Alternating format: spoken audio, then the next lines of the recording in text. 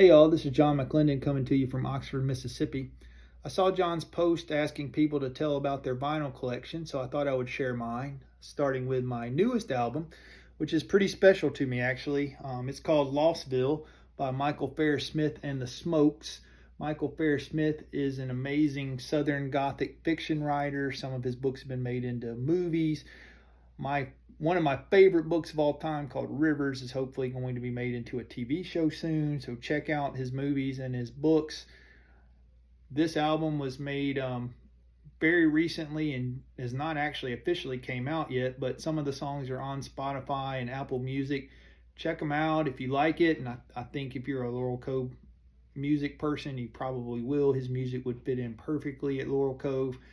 If you like it, I can get him to sign a record and send it to you pretty easily. So just let me know. Great record.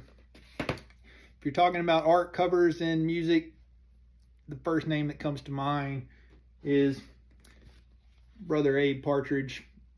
I love his artwork. I love his music. We didn't know who Brother Abe was before Laurel Cove. Now we're some of his biggest fans. Love in the Dark. Fantastic album. Fantastic album cover. The color of the album itself is great. Obviously, I love the sight piece. The album design on that is great. But my absolute favorite is Agony Is Alright, Abe Partridge live in the UK. I mean, just such an amazing album, but even more amazing piece of art. So, highly recommend it. Favorite album of the year. Me and my wife are from Mobile, Alabama. You're never going to get an argument that it's not the Red Clay Strays. We love that the Red Clay Strays are taking over the music world. As fellow South Alabamians, it makes us very happy. Like everybody else, we were blown away by Smilo and the Ghost. I only have a CD. I'm hoping to get a vinyl when we go see them at the Bell in a couple of weeks. So hopefully, keep my fingers crossed. One of my other favorites this year is Tommy Prime, This Far South. It actually came out in 2023, but we saw him several times this past year when he really started to promote it. Amazing album.